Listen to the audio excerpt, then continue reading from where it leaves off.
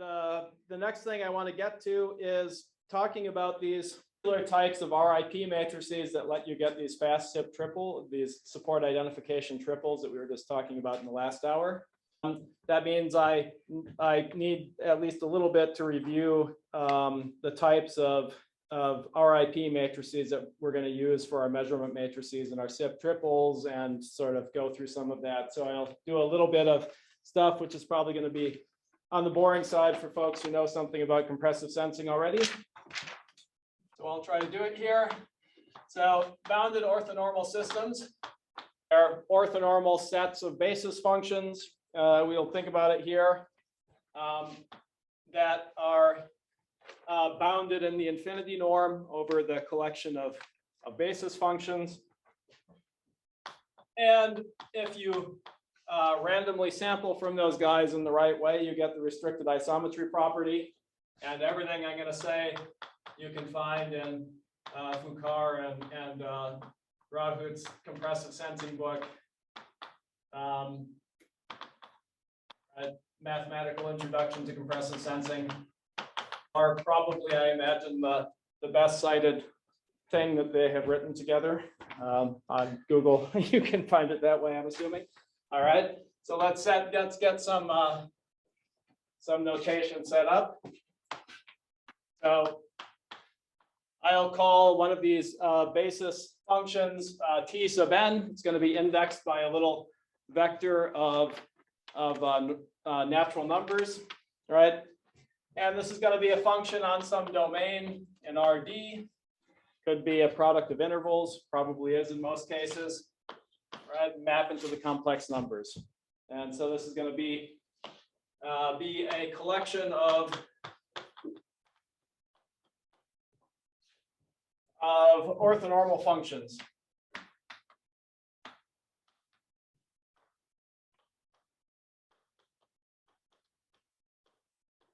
Indexed by vectors in, right? We make that capital D, natural numbers to the, producted with themselves D times. And we'll generally look at a finite subset of a spanning basis for some L2 space. So we're going to have a finite collection of these guys that we'll actually care about. So I'll call that B for basis because I'm very creative, right? And I will grab the orthonormal basis functions who are indexed by some n tilde to the d, where I'm using the same bracket notation to mean these are the integers from 0 to n tilde minus 1. And right, so good. So I'm going to have this finite collection. This is going to be the basis that I really care about. And there's going to be a constant k that floats around on occasion, though I'll probably mostly ignore it. So the bounded part of this, part of the name, means that the following quantity is reasonably small, hopefully, or at least not infinite. So I'll call it capital K. This is not a K alpha coherent thing. Erase it from your brain. It's just a number. It's going to be the maximum over my basis functions that I care about of the infinity norms of these guys. And it's going to be less than infinity, certainly, and hopefully close to 1. Then the Fourier basis, again, which is the most beautiful and well-behaved basis in the universe, apparently it's 1, which is the best that you can do, right? So that's great. Okay. Excellent. So we need RIP matrices from these bases. So those are going to be formed by sampling a bounded orthonormal basis. So I will just talk about how you do that. So an m by n, and here n is going to be n tilde to the d. So you see what I was struggling with just at the end of the last lecture. I wanted my n to actually be the n tilde that's here now. so that it was sublinear, and had just screwed up my lecture enough that that wouldn't work. Yay me. So a random sampling matrix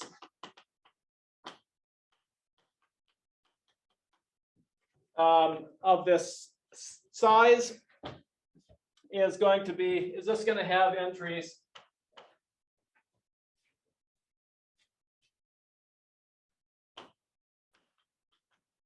given by random choices of points from the domain of our basis functions, and we're going to sample them randomly according to the orthogonality measure that we have on our basis functions. But you can think Fourier always, and we can just sample uniformly if you want.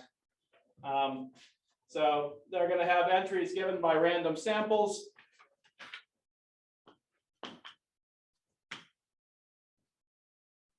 So the L vector n index for our basis function entry is going to be equal to, you take the index that gives you your function, and then you sample it at a random sample, the Lth random sample that you feel like using in your matrix definition. And this is where we have chosen a set of samples. I guess you can even choose them deterministically, I suppose. It doesn't have to be random if you really want to get crazy, but they have to be in the domain. That part is good. And these are generally going to be, for best theoretical results, randomly selected with respect to the orthogonality measure of the basis B. So these are the types of matrices and RIP results that we're going to be using for the fast support identification procedure that I'll start talking about in a second. To sort of close the loop on the, so here's something from the book again, of Fukar and Rahut. And there are a bunch of other papers that do this for now more general types of bases. So Simone has a really nice paper that generalizes this actually, and other people have improved the log constants and blah, blah, blah, but you can see the proof in this book. Right. If I properly normalize this random sampling matrix, a random sampling matrix with respect to that same basis,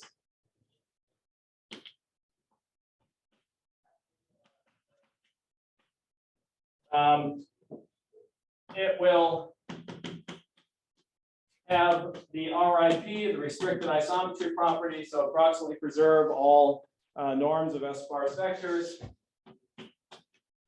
up to distortion given by epsilon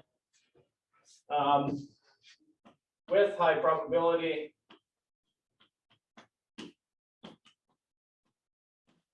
of your choice as soon as, or provided that, maybe I should say, M is sufficiently large. And how large should it be?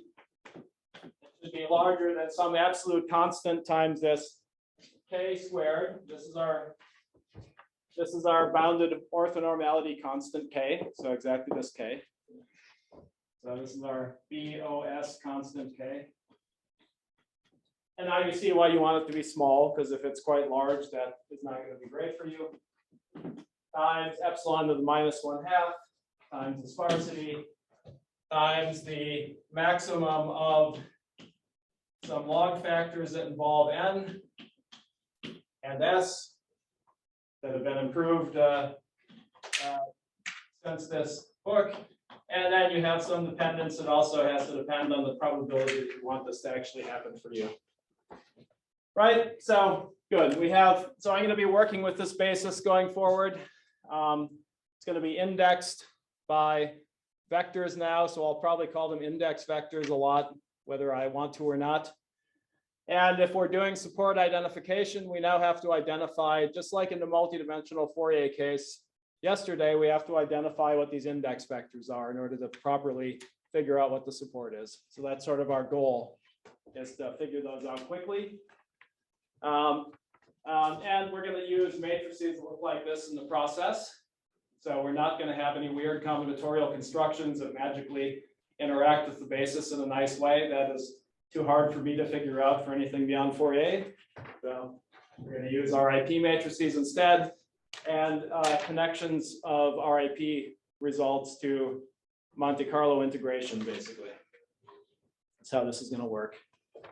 Okay, so let's see what that connection is very explicitly.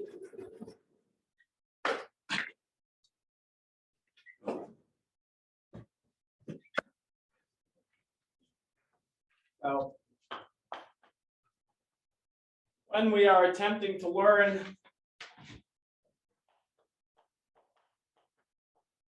some function in the span of our basis, as we've just defined it,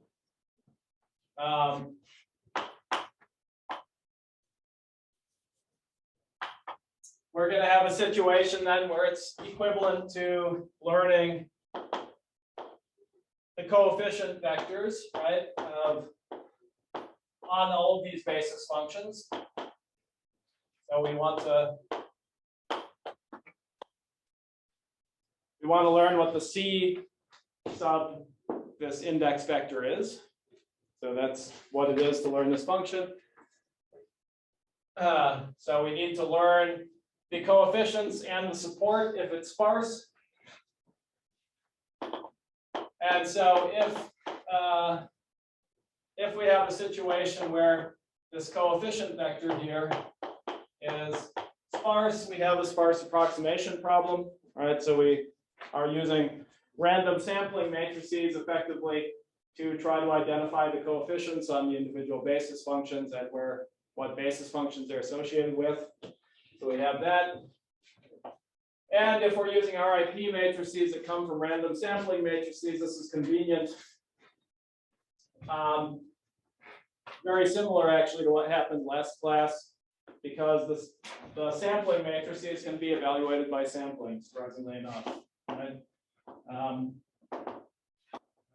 RIP measurements are just given by, our coefficient vector are just given by evaluations of F.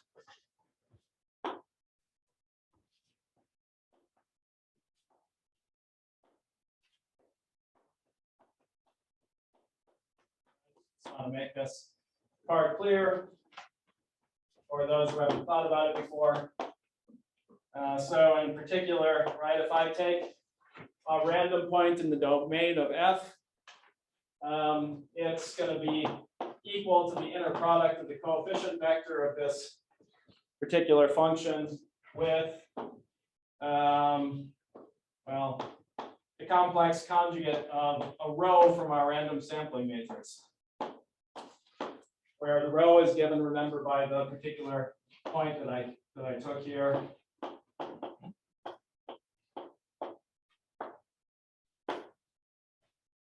And so this is, each random sample is basically giving me an inner product with a row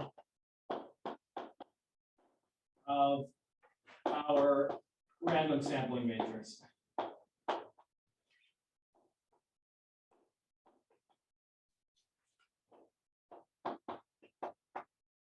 So C, inner product of C with a row of our random sampling matrix. Yes. All right. So this is why random sampling matrices and RIP results work out well with this particular type of RIP matrix. Okay, good. So the connection to Monte Carlo sampling then, well, what does this mean? That just means that one way of viewing this is that restricted isometry property results are just giving us uniformly accurate Monte Carlo energy estimates, sort of Monte Carlo integration schemes and grids for the class of functions that are sparse in a basis like this, right? So that's effectively what our IP matrices end up doing for us. So let's think about that. Our IP matrices, we'll utilize this. Second, give uniformly accurate Monte Carlo energy integration, I would say.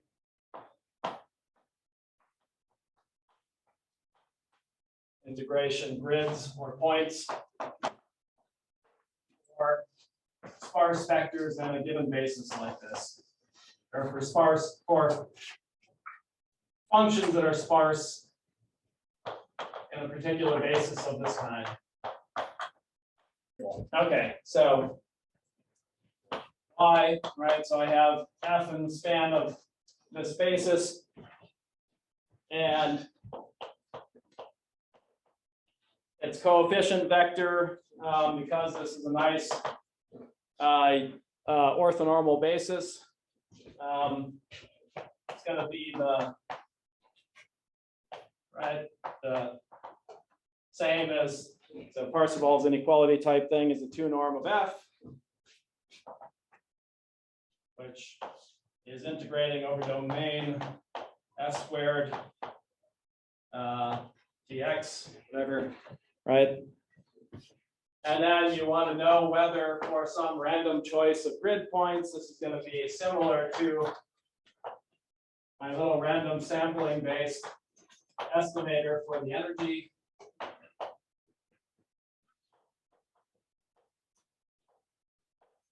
So these are my random samples that make up my RIP, my random sampling RIP matrix. And so you wonder if this is true, but yes, it's going to turn out to be true because of what we were just talking about before. This is going to be 1 over the square root of m times the set of samples from f. So this is a sampling vector where I have f of y1 to f of ym.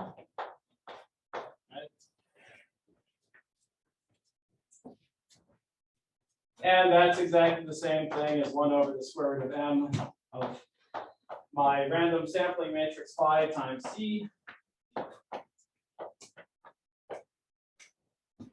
And because this thing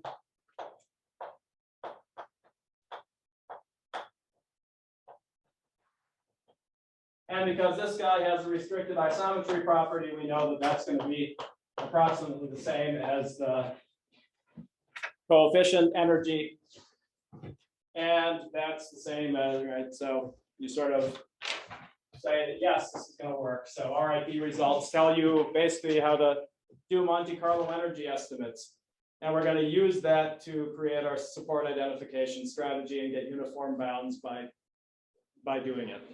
Okay, so that's sort of what we're going to do next. Mark, sorry, just a minor thing. So here we are assuming the orthogonality measure to be how you do uniform. your sampling one. Oh yeah, right? yeah. I should be. I should put some other. What do you want to call it? Should put some other. Yeah. Anyways.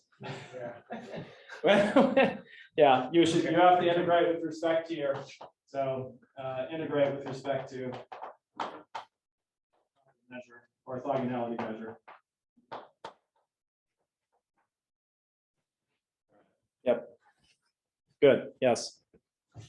Good. Any other questions? Anything else? Okay. So this connection, nothing earth-shattering, but we're going to use it over and over. So hopefully that is clear.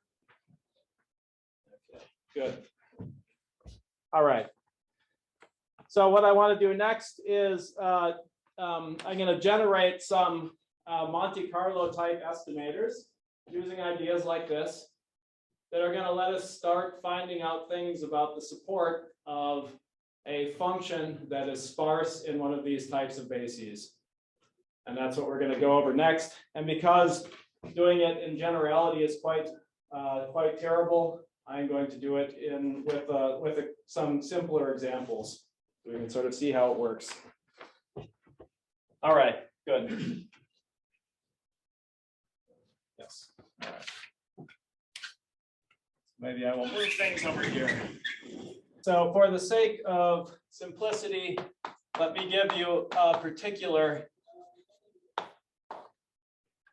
function here. So here I'm going to take, let's say, the first entry of my function of many variables and treat it differently. So this is going to be some domain. It could be some interval AB. And this is going to be all the rest of the entries. I'm going to just call them Y. So this will be in some other domain. I'm assuming now implicitly that there is some kind of product basis structure here so that I can separate these domains this way, right? So maybe this is the same interval d minus 1, or maybe some other intervals, whatever. Okay, so I'm basically assuming that my t sub n's can be split into separate orthonormal systems on each of these individual portions of the domain. And so let's just say there's some non-zero. This is a polynomial in the first variable p, and I'll have some remaining d minus 1 integers that define some polynomial on the rest of the basis, right? And maybe it's too sparse, so I'll make my life easier here. Okay.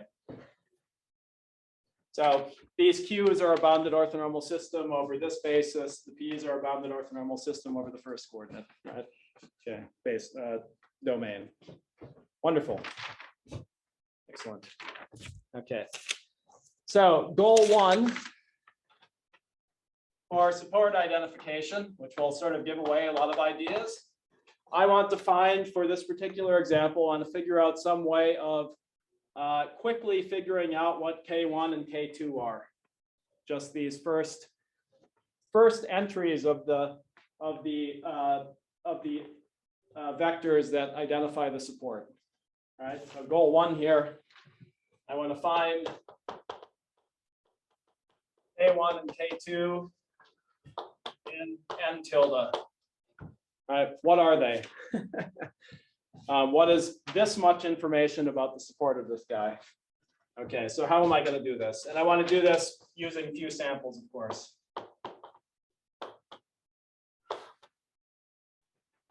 Okay, perfect. So, easiest idea. I'm going to just pick some y.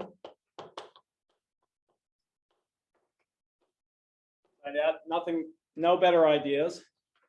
And then for all j's in this potentially smaller n tilde set, right? It's much smaller than n tilde to the d, because d could be 100 and this is just 20 or something like that, right? So not too many elements to explore. I'm going to compute, what do I want to compute? The integral over, and here I'll just use the uniform measure as the orthogonality measure, so I don't have to write other measures all over the place. All right, you can imagine computing an integral like this. And if I could exactly compute this integral, then what should it be? This is, once I've fixed y, this is just a regular old polynomial of one variable. And so this is going to be C1 Q sub K1 of y. If j is equal to K1, and it'll be C2 Q sub K2 of y if y is equal to K2, and it'll be 0 otherwise. So I run through these n tilde choices of j, and I'm as long as these don't happen to be 0, I'll figure out which j's are there, right? Pretty easy. The problem is I can't compute the integral exactly, so I'll do a Monte Carlo estimate of the integral, right? And frankly, if this n tilde isn't too big, I can even pick some xj's that do exactly evaluate this integral. If these are polynomials, I could use some like Gaussian quadrature rule or something if you want. Sorry, so it's J, the cases over J, right? J, Oh yeah. Sorry. Thank you. That was an important correction to make. It didn't make much sense there. Right? Exactly. Perfect. So idea is I'm going to use random samples. So I'm going to instead compute 1 over m times the sum L equals 0 to m minus 1 of f of xl of my y times pj xl, right? And if I take like some Gaussian quadrature nodes or something, depending on what p is or whatever, I can do this exactly even, and then I have no errors. So that's pretty easy. So, okay, that seems too easy. What are the potential problems? Well, in practice, there might not be too many problems with that, actually. But if you want to prove something, the real problems are you have to guarantee that you don't actually accidentally get a 0 or something here. And if it's not exactly too sparse, you want to make sure that you're not going to have 0, otherwise you're going to have other stuff showing up, and you want to make sure that the large things still dominate the small things. So you can't just use 1y. Using 1y is a bad idea. Right? So what do you do instead? Problem. 1y is a bad idea. So instead, we'll use several y's.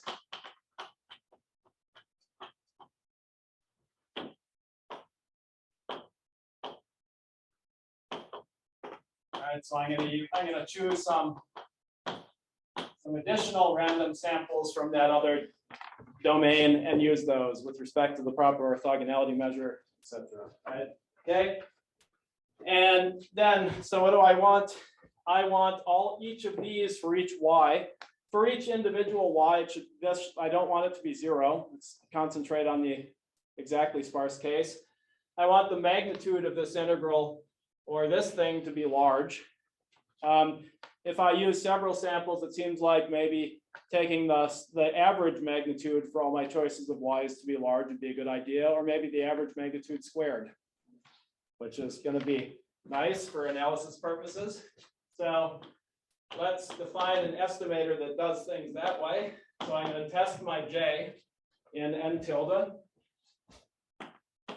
And I'm just going to look at the average over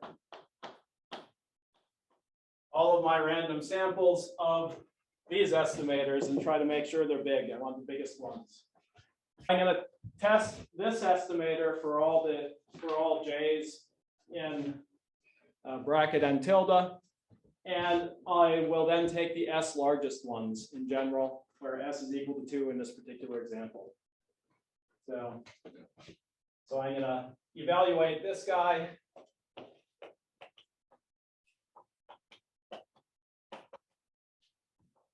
For all j and n tilde.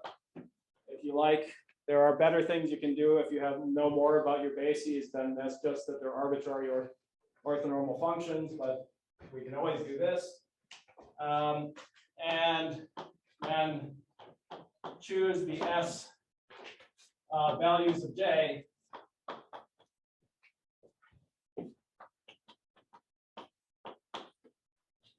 with the largest estimated value of this estimator.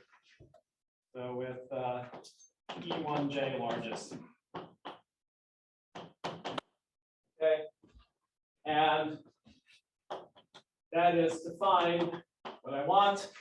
So what I'm going to find are all of the first entries of the support vectors of my true support for this function. That's what I'll identify. So K1 and K2 if the sparsity is 2. Yeah, what was H? Sorry. H is us indexing these random samples. Okay. So I have M2 of them, and I'm just gonna take these things that should be kind of large whenever I put in the proper J, and I'll average over them. And it's the most intuitive way to describe where this thing came from. And I'll find K1 through Ks, so the proper supports of the first parts of our true support this way. So S is equal to 2 in our example here.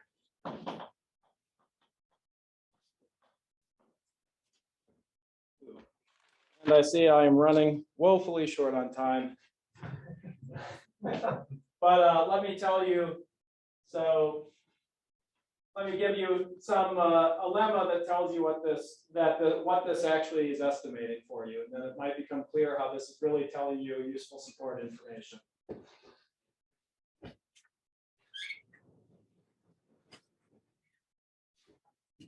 So here's a rough lemma whose proof is actually not that bad. I guess if you want me to go over time, I can prove it without too much trouble. But then I won't be able to tell you how to stitch the estimators together, so we could probably do one or the other. So here's a rough lemma that you can use to sort of understand what these things are telling you. So for some function of the type we're interested in, basically in the span of B,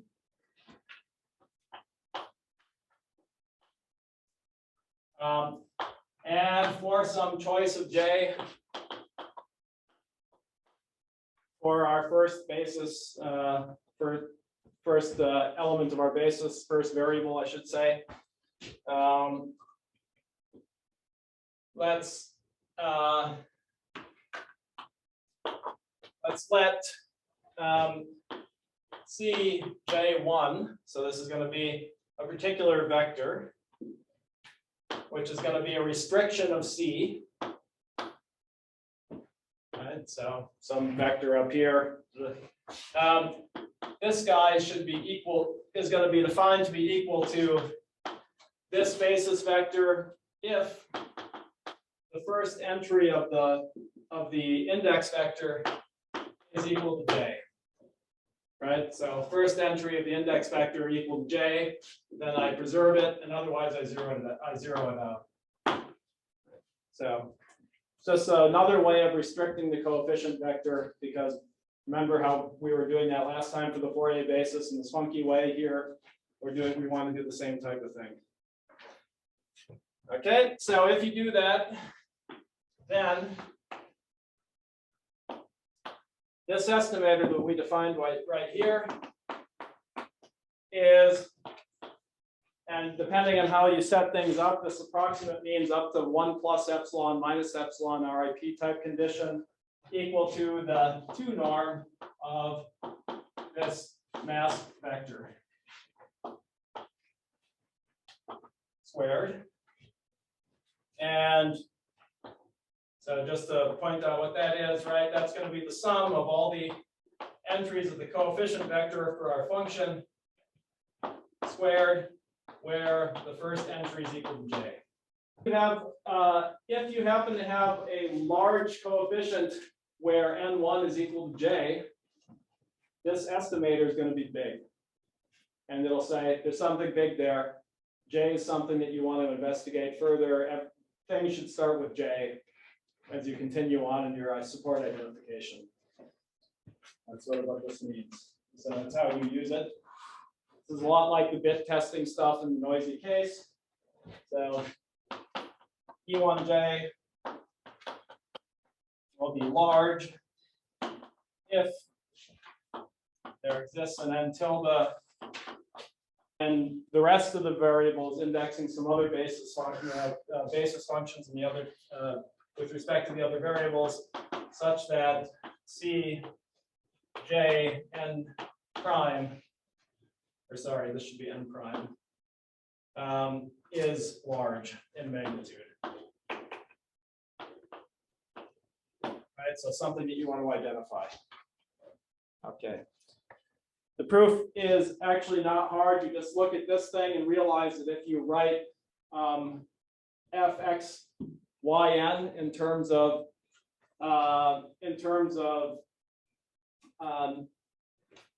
its representation with respect to the basis, that you end up getting a random sampling matrix popping out, which has the RIP property. And then the approximate orthogonality that we talked about before erases everything the way you want that doesn't have the proper entry in the first place, and then the RIP-ness of the y sub h's preserve the norms of everything that's left, and you're happy. So you prove pretty easily that way. All right. So, okay, this tells you something about the support of your function. So in the next 4 minutes or whatever, I'll tell you. It's actually at the very least 17. 17 minutes. Yeah, even 20. 20 minutes. Oh Yeah. gosh. Okay, fine. I can show you I can maybe write out the proof then. I'm going nuts up here. All right. Okay. So fine. Let's sort of sketch the proof of this because it's not too hard. And then I'll show you how to patch several of these estimators together to get something that you might believe can be shown to be a SIP triple, the support identification property triple. So proof, we take our estimator, which unfortunately I just erased like a dummy. So I get to write it again. That's how I save time. Could we change to the board where I'm writing? That might help the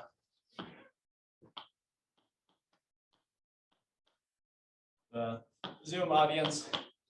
I'll let the fact that none of them said that not dissuade me from my foolish belief that they're following. It's okay. I admit there are probably better things to be doing right now. All right, so this is the estimator. Okay, so we are going to expand this guy in terms of the basis that we actually are interested in. Yep. Right, the second sum is over still M2 or there's an M2. Okay. Yep. Yeah. Thank you. So you pick different, right? Different, they're going to have to be different sizes, certainly in general. Okay. So let's expand. We're just going to expand f with respect to our basis and use the product basis structure. So remember, I had the TNs written as products of P's in the first domain that are orthogonal in the first domain and Q's that are orthogonal in the next domain. So I'm going to sort of continue doing that using that notation. So here's my estimator.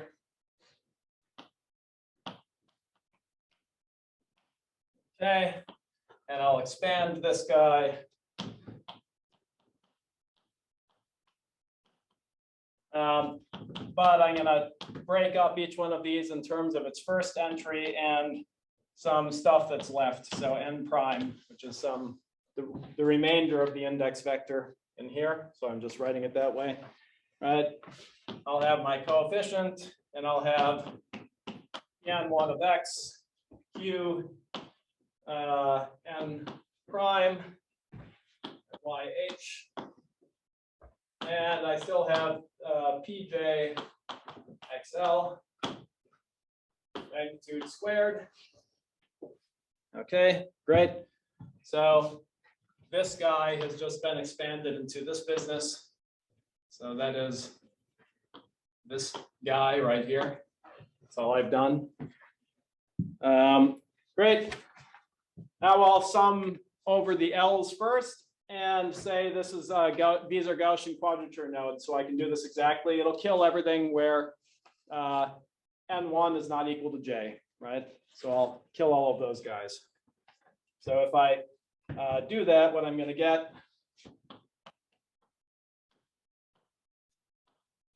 of course, you could do a Monte Carlo estimate or use other RIP properties and then deal with the fact it's not exact, and that's done in the paper and it's hideous. You can do that. So it's either exact or approximately exact, depending on how much pain you want. And we're just summing over the remainder of these n tildes. So, yep, exactly. So this is going to be Cj. So the first coordinate is now fixed to j everywhere.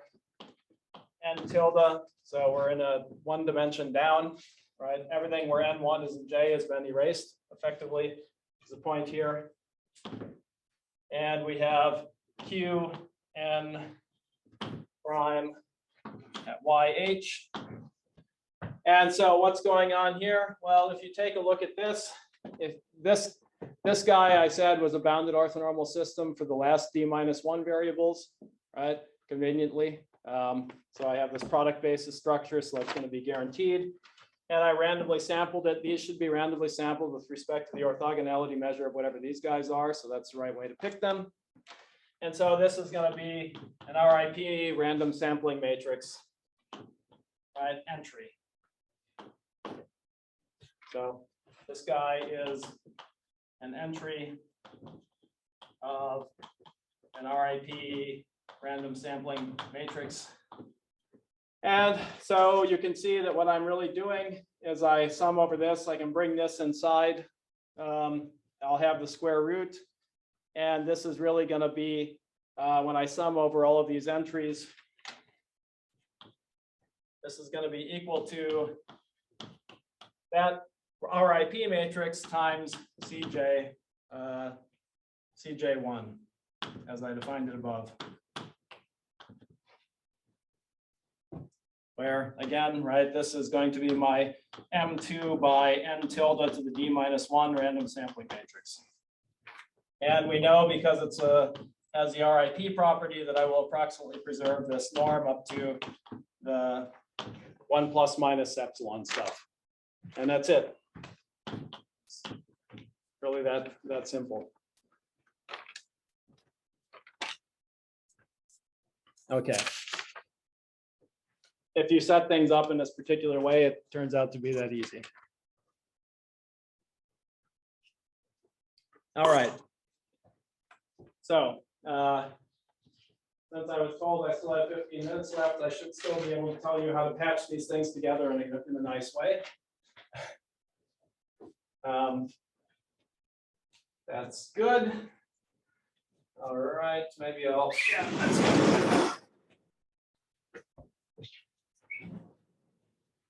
Okay, so there's no reason to only find information out about the first entry of the heavy index vectors, right?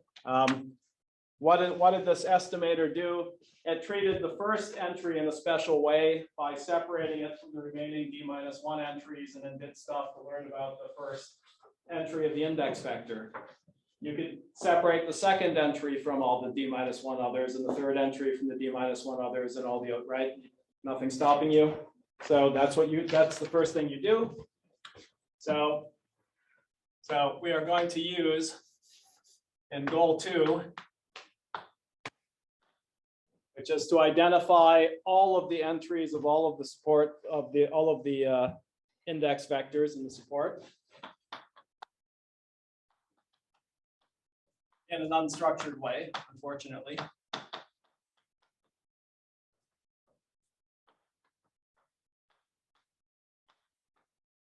All entries in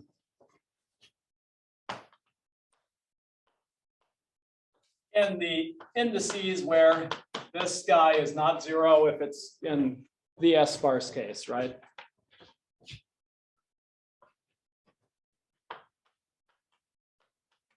And then when you have noise, you have to do more painful things, but this tells you all of the ideas that you have to follow in order to get that to work. So, right, just to reiterate what I said verbally. So what did this guy say? We could use this for, let's go back to our example.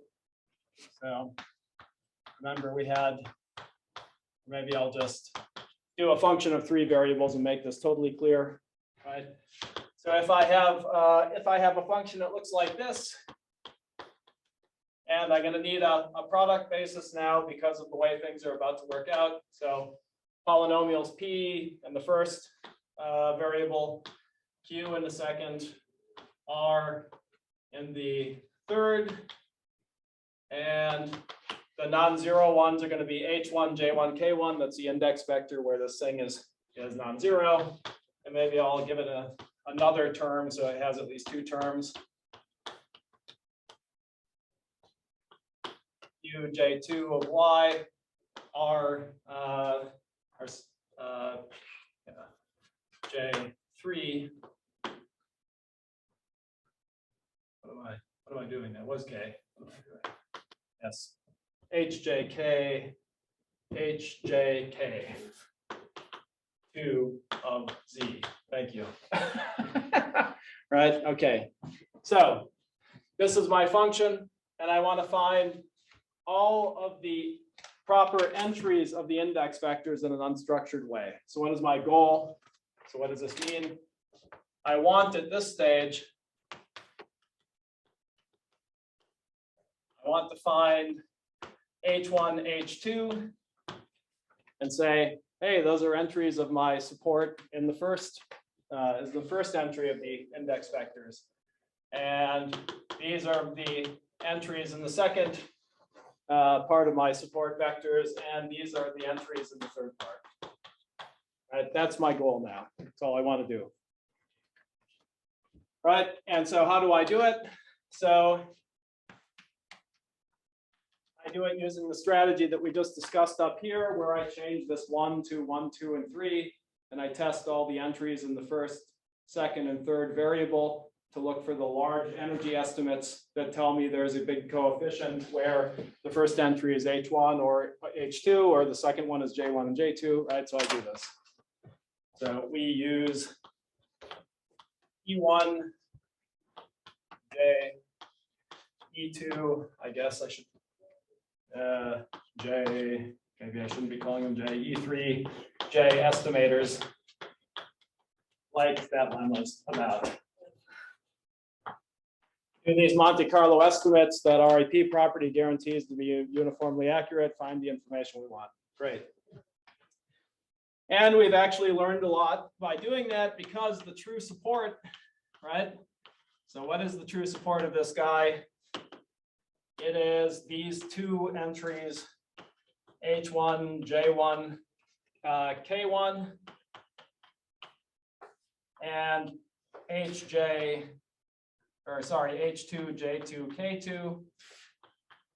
Right? These are the index vectors where there's stuff going on that we care about, that we need to approximate this guy well.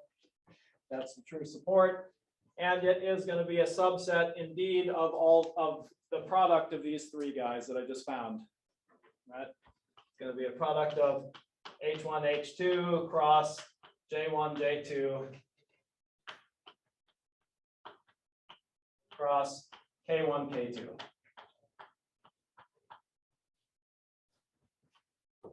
Perfect. So in some sense, depending on the parameters, how big n tilde is compared to s.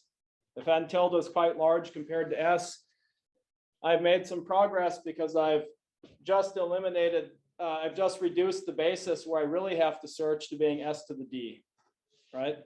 I know everything is in this sort of space. So I could stop here and just do an s to the d calculation if d isn't too big. But if d is big, which I'm interested in, like 1,000, then that's still going to destroy me. So I have to do something else. Okay, so the final thing, the final idea to handle that sort of situation. So goal 3 And this is the dimension incremental strategy that I have said we use. That's what we're going to use next. We're going to pair these entries together one at a time. So I'm going to pair the first two together, because then I'll just have a product of two of them that's s squared things. And then I'm going to do an energy estimate to see which of the s squared things has a lot of energy when the prefix starts with each one of the pairs.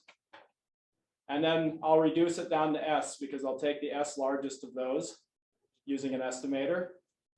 And then I will take those s things that survive and I'll pair it with these two and see which of those s squared things again have a lot of energy. And then I'll take the s largest and I'll be done.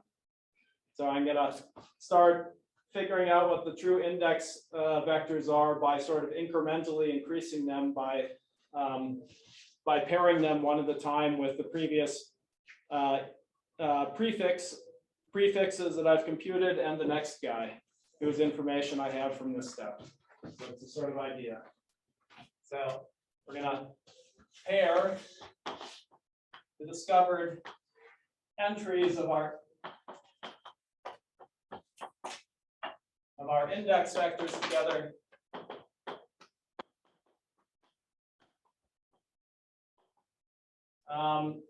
Incremental in a dimension incremental way.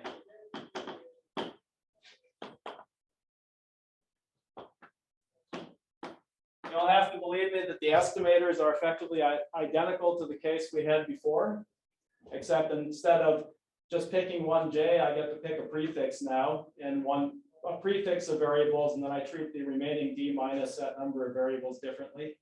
And I have the same RIP type of guarantees on one side and some sort of orthogonality that I need to get to work out on for the other guys, and things sort of work. All right. So how am I going to do that in this case? So just to sort of give you an idea. So I'm going to take an estimator 1, 2. So I'm going to treat 1 and 2, both of the variables together. And I'm going to pick two different indices that I'm going to explore. So one guy for the first entry from this set and one guy for the second entry from this set. I'm going to use this type of estimator. Right now I have two things to find which two of the possible entries that I have here, H2, of the four possibilities that I have, H1 and H2, H1 cross J1, J2,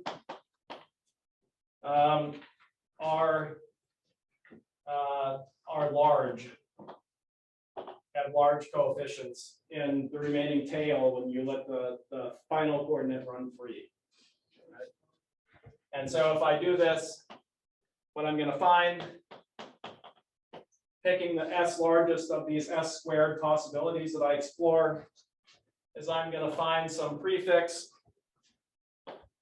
which is going to be H1, J1, and H2, J2. These two possibilities from those four are going to be the ones that I identify. I'm going to do coefficient estimates, and then I'll do an estimator. And then I will attempt to pair these two guys. One cross this possibility. There are going to be four of these guys. So I'll estimate all of those guys with another estimator. Estimate coefficients in this sort of total set using coefficient estimation to figure out which of the four are actually real. So I'll just do a coefficient estimation at this point, right? These are going to be full-fledged three-dimensional index vectors, so I just have to take all four of them and do coefficient estimation really, and it'll tell me which ones are actually there and which ones aren't. So in this set of index vectors, and I'll be done. Okay.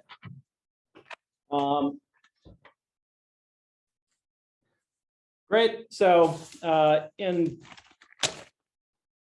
in general, then you can sort of look like, or sort of see how many of these estimators you have to use in order to discover support this way. And this sequence of coefficient estimation in each different entry of your index vector, and then pairing is going to be the support identification algorithm that you use in cosant. Right? So all of that Monte Carlo integration stuff goes on in that line 4 of cosant, spits out a support, you do coefficient estimation, blah, blah, blah, you get back, you do it again to find more support by doing this, and that's how the algorithm actually works. Okay, so that's the strategy. So maybe in the last 2 minutes, we can just sort of write down in a little bit more generality what you do. So in general, what are we doing here? So if we have one of these functions, then Cn is exactly S sparse. We'll just stick to that case.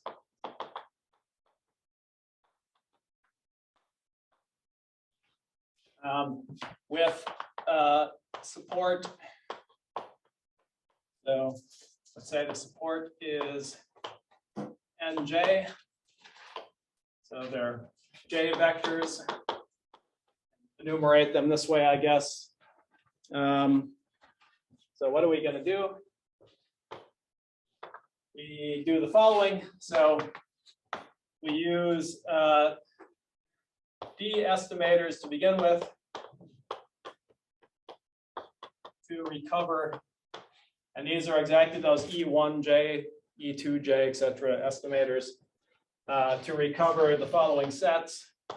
So I'm going to recover the first entries for all of them in some unstructured mess, and the second entries of all of these guys in some unstructured mess,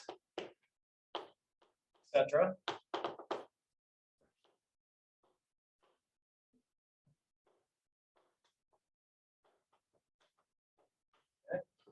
So now I know what I get to pay attention to, and then what I'm going to do next is I'm going to take the first two and find a prefix of length 2 of the S squared possible prefixes of length 2 that have the most energy, and I'll pick those prefixes to reduce to a set of size S, and then I'll march forward, right? So I'll go ahead like this, doing that, and compare S squared combinations of discovered entries and prefixes.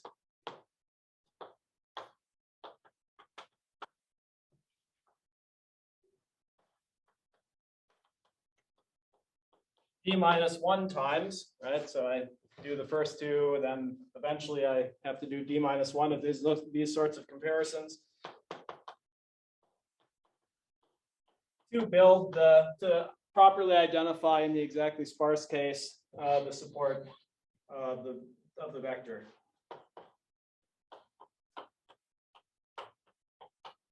Okay, and so in this sort of support identification strategy, we have these layers of estimators, and the number of estimators we have to use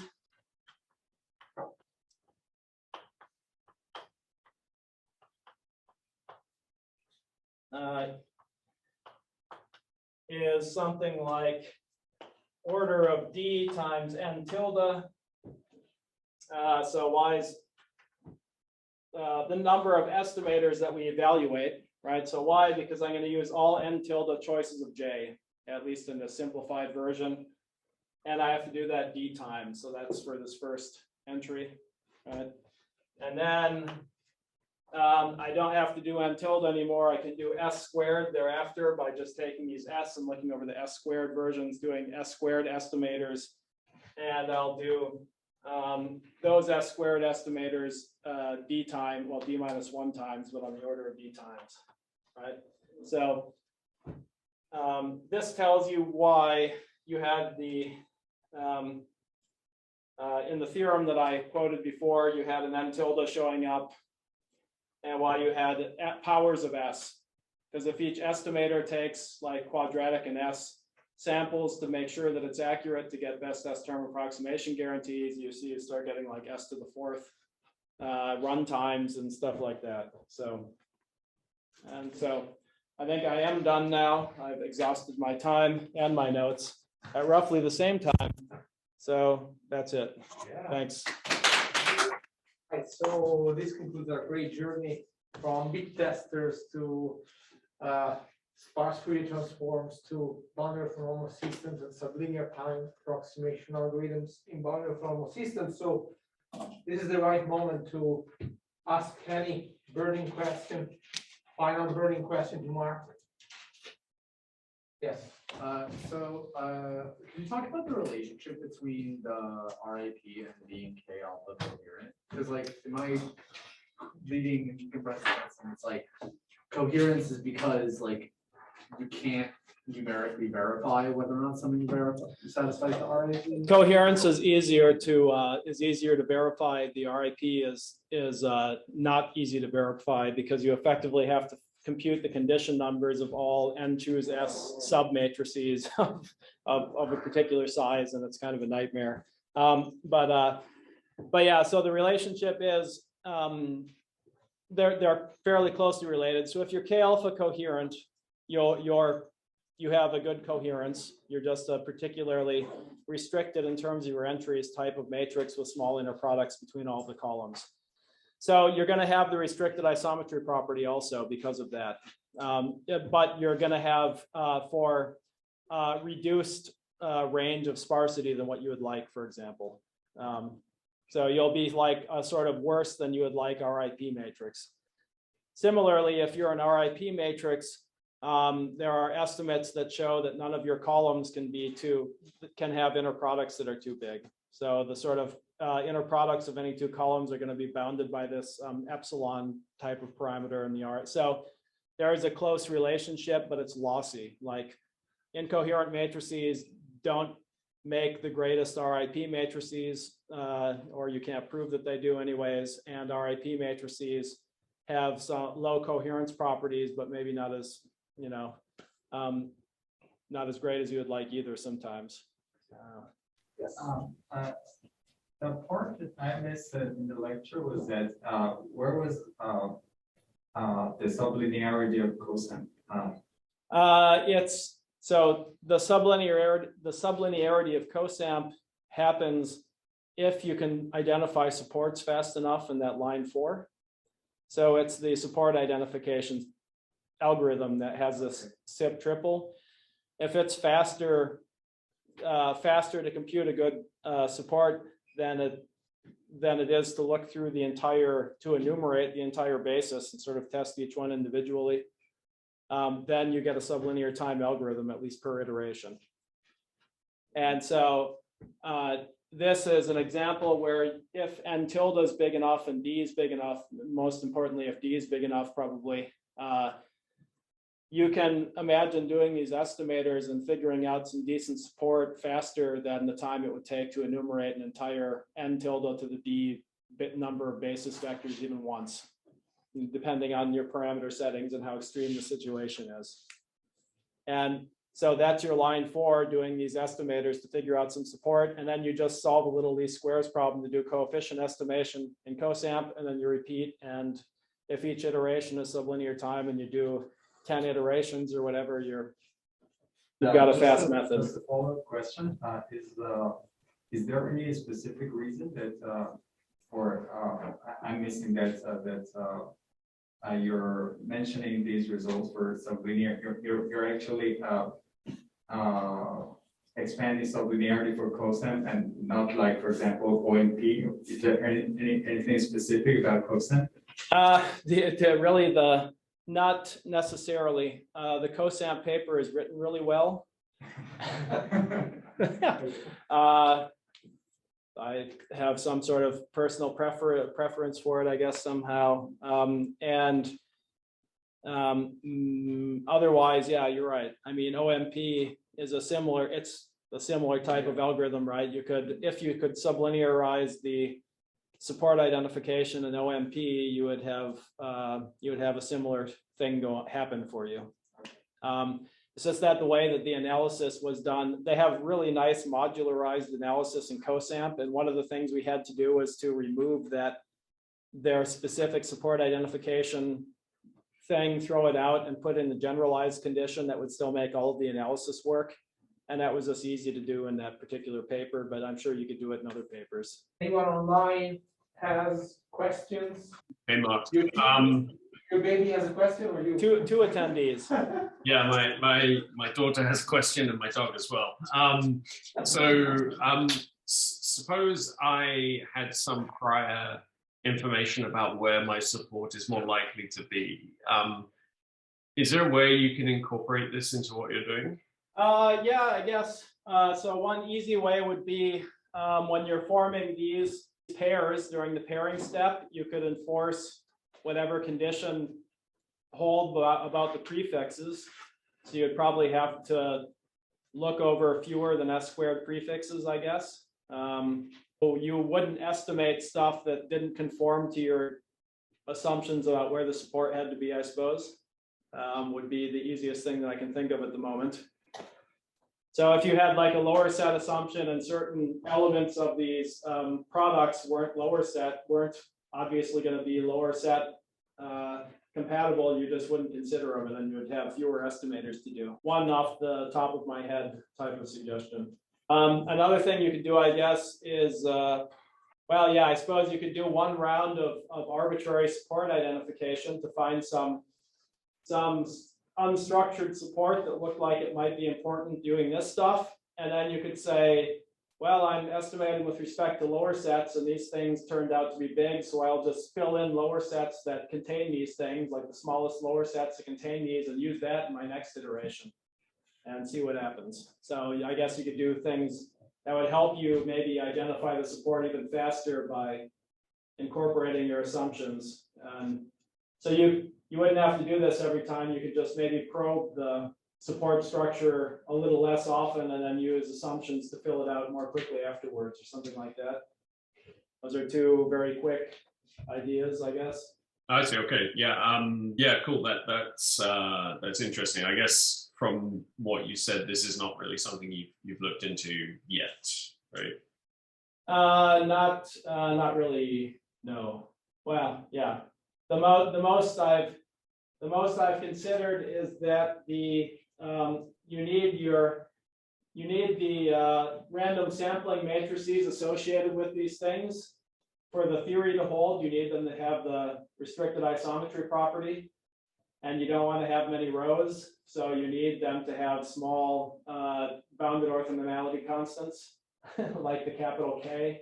And that means that if you have a product basis of a bunch of, Legendre polynomials where K is equal to 3 even, or something not too bad, some renormalized version, you're going to have a terrible exponentially large D bounded orthonormality constant. So you might want to restrict the product basis in the beginning so that your BOS constants are small enough that you don't die trying to do your Monte Carlo. So that, to that extent, we've looked into restricting things just so that you can get the RIP conditions to work out without killing you. So you actually, I mean, to have BOS constants that aren't terrible, in that paper we sort of do some restricting of the bases that we consider so that we can have meaningful on the sorts of constants, I guess, if that makes sense. But beyond that, no. Yeah, I guess my question was more along the lines of if I have some structure, maybe then I don't need to see the bad BOS constants because I'm always going to deal with that structure where, like a lower set property where you have kind of, so you don't see. Yeah, so that would be a way to justify having to, that would probably be a way to justify having better sampling bounds, I guess, which might be similar to what I was just describing, because then you can say, hey, well, my BOS sampling constants aren't bad because I'm in a hyperbolic cross, so I don't have to worry about, having to sample as much as I thought I might have to in order to preserve these energies while I look for my heavy coefficients. Cool. All right. Well, yeah, thanks a lot, Mark, and thanks for the lectures. I enjoyed them a lot. So. Thank you. And hello to to your daughter. Yeah, Abigail says hello. So.